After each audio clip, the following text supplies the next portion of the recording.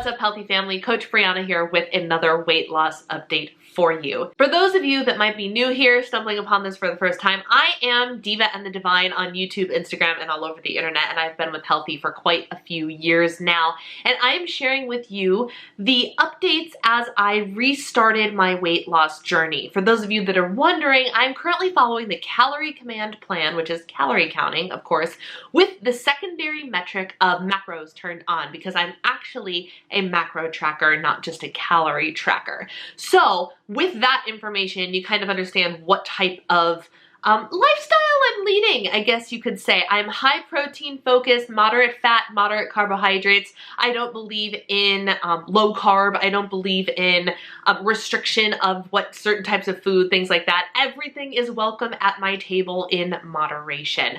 Last time we talked, I was actually ending or in the middle of a extended diet break. And as a reminder, a diet break is taking a break from being in your deficit calories for a 1 to 3 week period in order to refeed, refuel, and tell your metabolism that you're actually still feeding it instead of trying to starve it. So I actually ended up in a 5-week diet break period. Why did this happen? Because A, I was on vacation, and diet breaks can be as long as you want them to be. Not a big deal. You're either eating at maintenance or just below your maintenance calories. So essentially, you're not gaining any weight. You're just kind of hanging out where you are when you started your diet break, right? Give or take a pound or two, because weight fluctuations happen and they are normal. So I was just hanging out in a diet break while I was in Florida, and then if you may recall, I ended up catching a mild case of COVID, but it did result in me losing my appetite, which meant that for a couple of weeks of the diet break, I wasn't actually eating the required number of calories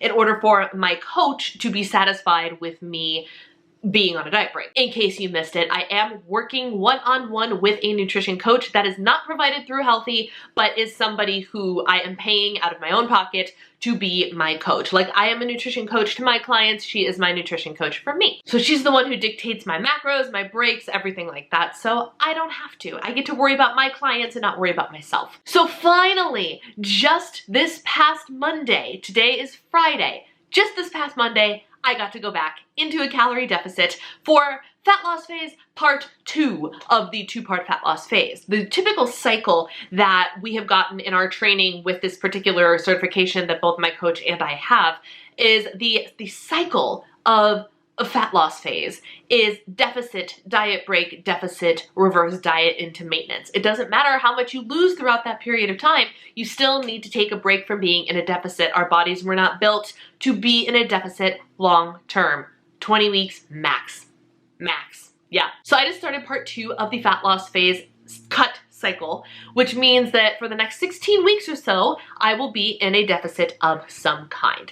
My current calories are 1,700 calories, and I'm eating 125 grams of protein, 136 grams of carbs, and 73 grams of fat. I think those are my macros. Don't quote me on it though. I don't have them in front of me. Somewhere around there are my current macros for this week of my cut. What we are doing a little bit differently, we're going gung-ho. It is summertime.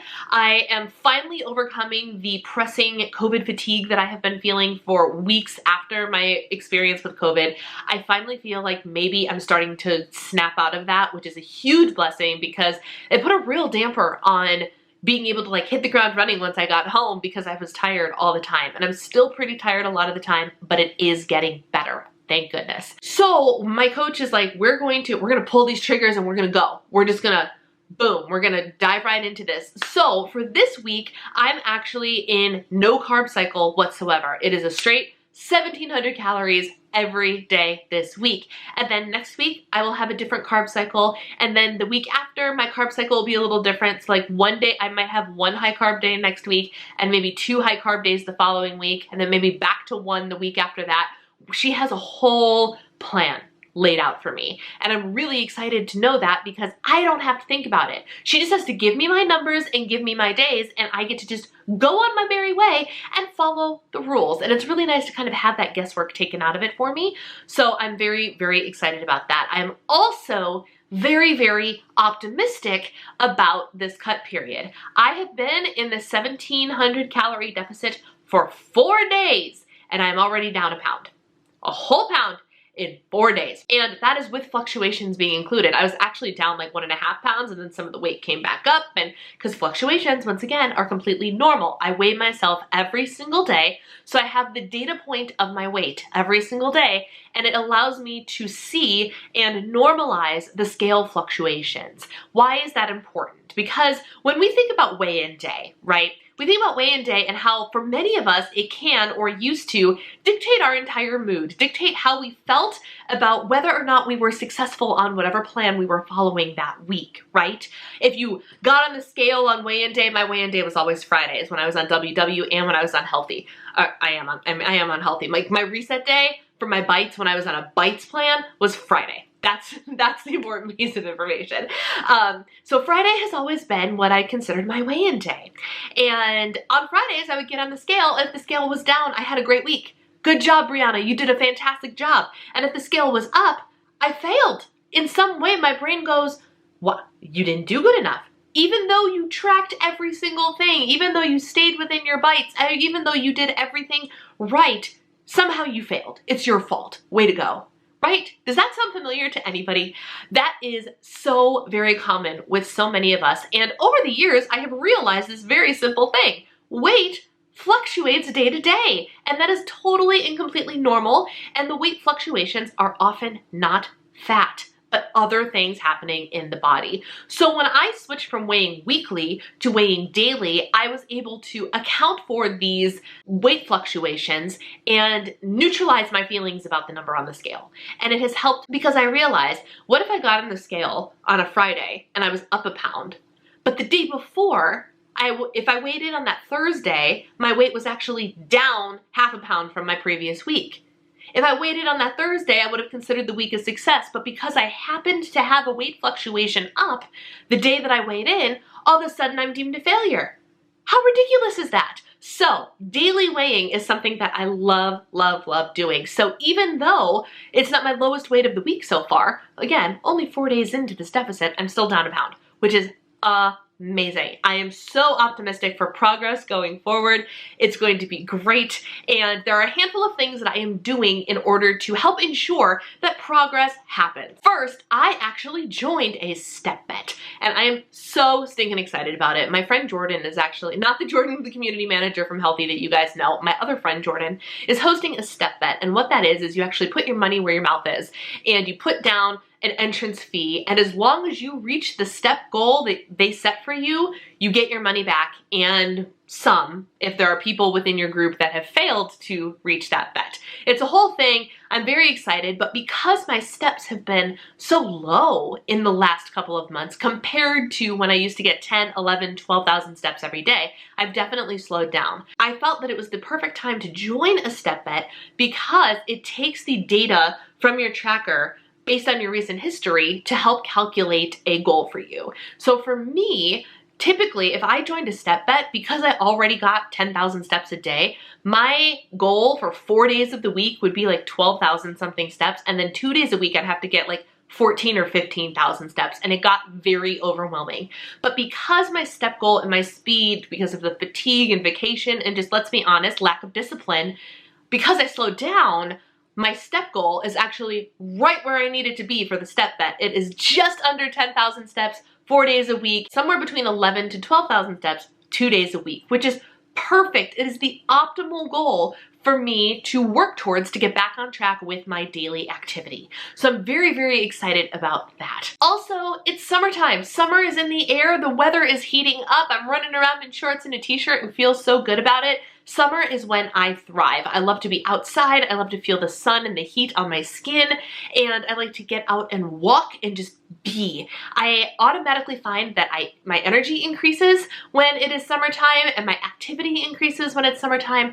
I also drink a lot more water and hydrating beverages because it's hot outside and we need a little extra hydration. So I'm into ice water, unsweetened iced teas, seltzer waters, all of those things. I drink a decent amount normally, but I find in summer my hydrating also increases naturally, which works out well for the fat loss phase, right?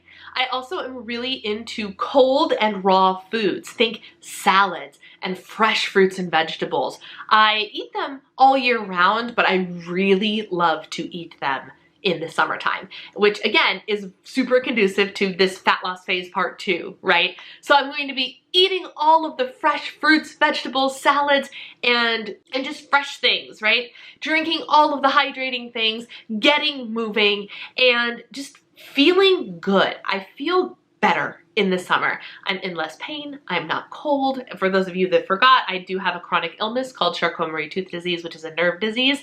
So cold weather really bogs me down for many, many reasons. In the summer, I don't have that problem. So I am just overall a happier person to be around as well. So all of these things, all of these elements are lining themselves up perfectly to help me get the most out of this fat loss phase. And I am so stinking excited. And down a pound in 4 days is definitely an indicator that this diet break was necessary, that my rest was necessary, and that my body is ready and rearing to go to get this weight off. And I am so excited about it. Since I'm only 4 days into the deficit, I don't have anything else profound to tell you. My measurements haven't changed yet since I started my deficit 4 days ago, but the scale has changed, which is a nice thing to see. And please, hopefully that trend continues as the weeks go by. So stay tuned for my next update, which will hopefully have bigger results and a clearer picture of how I feel this fat loss phase part 2 is going to be going. But for now, that's all I have. I'm excited, I'm optimistic, I'm down a pound, and I am ready to go. Let me know in the comments below, how do you feel about summer and being on track? Do you find that it is easier for you to stay on track during the summer? Is it easier for you to check off the things that you need to do in order to consider yourself on track? By that, what I mean is your step goal, staying within your bites or your calories or your macros, hydration, sleep, all of those things, all of these little check boxes, these elements are the building blocks to a successful weigh-in on the scale. When we actually keep track of, are we doing the day-to-day things, the tasks that feel mundane and boring, the reality is the more you check off those individual things every single day, the more likely you are to see results in the scale, right? If you go a whole week and you can check off 4 out of 4 things, I got my sleep, I got my steps, I got my hydration, and I stayed within my bites and my calories, odds are the scale is going to cooperate with you, right? So it's important to be able to check off the to-do lists that are the building blocks for an effective wellness journey, weight loss journey, whatever it is you are on. So during the summer, are you able to check off more of those boxes? Do you find this journey to be easier or more difficult? Let me know in the comments below. Until next time, my friends, take care, be healthy, and I will talk to you later. Bye.